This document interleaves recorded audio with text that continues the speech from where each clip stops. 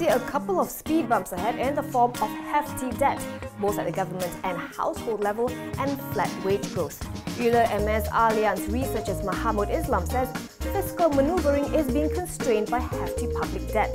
Meanwhile, given the high inflation and private debt, he believes Bank Negara is unlikely to cut its overnight policy rate. In March, inflation rose 5.1% year-on-year, the highest increase in 8 years. Having said that, Mahmoud believes things will pick up in the second half of 2017.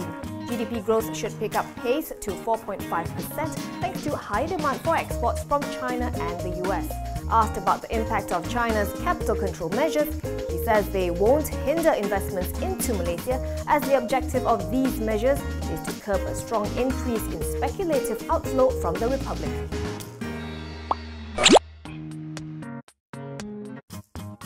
PM Najib Razak says the economy is still thriving, despite what naysayers may preach. He's expecting economic growth to hover between 4.3 and 4.8% this year on the back of healthy domestic demand and robust private sector investment.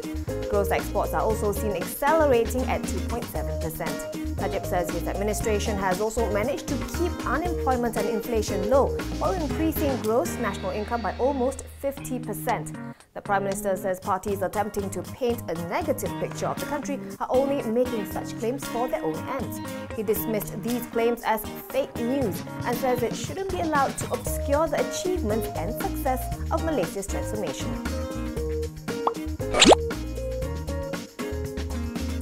Bloodbath and Iskandar Waterfront City shares with no reversal in sight for the Bandar Malaysia sale termination. The counter hit limit down, tumbling by almost 30% to RM2.16 as it became an expected casualty of the fallout.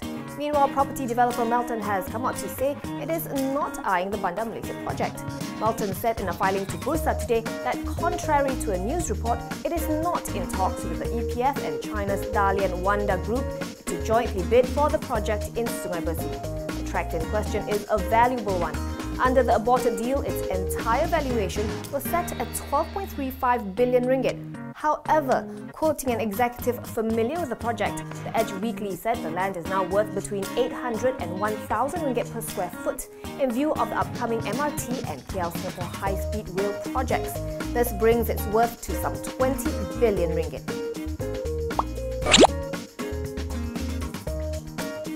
MEDIA Prima is taking over digital media group REV Asia for RM105 million as it seeks to cut dependency on traditional media income.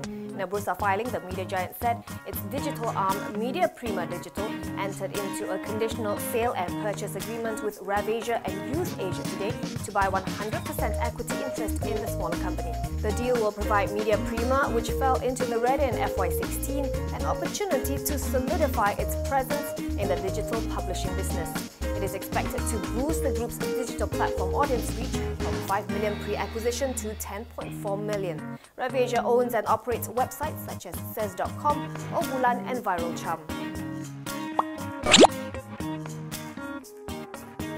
Pharma company Hovid can now resume full operations at its facility in Ipoh after it received the manufacturing license from the Health Ministry. You recall the ministry revoked licenses for Hovid's 2 facilities in Perak in January. This was due to non-compliance with the regulator's good manufacturing practice. The ministry reissued the license of the plant in Chemor in March after Hovid complied with the requirements. The licenses for both facilities are valid until December 31st. They need to be renewed 3 months prior to the expiry date. Hovid closed about 1.4% higher today at 36.5 cents.